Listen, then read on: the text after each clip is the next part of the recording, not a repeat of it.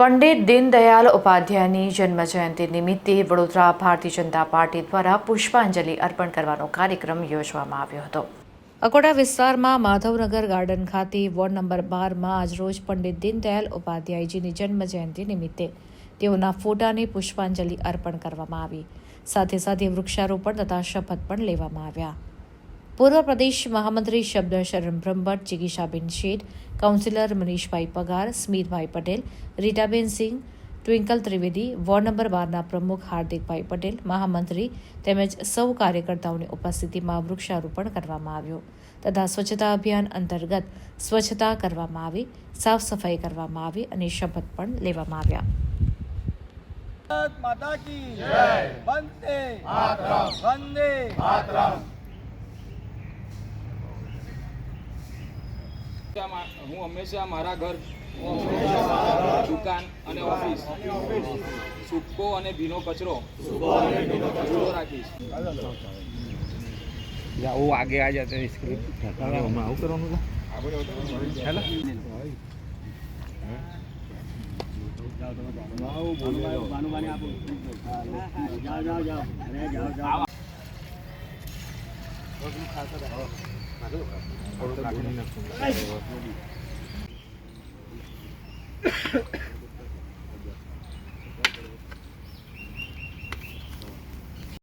माता की जय। पत्रा अंदर ना जाए चलो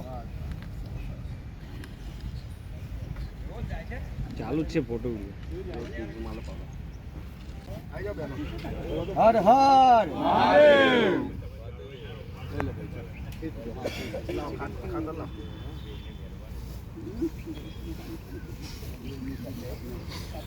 हर हर महादेव।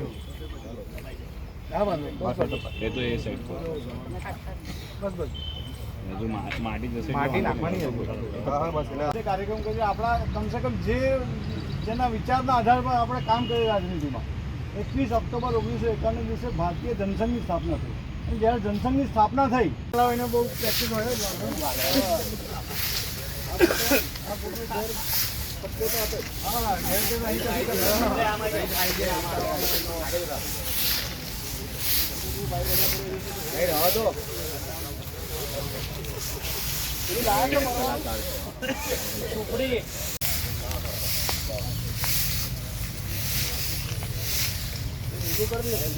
જે રોજ કરતા હશે એને ખાવ થોડા સાહેબ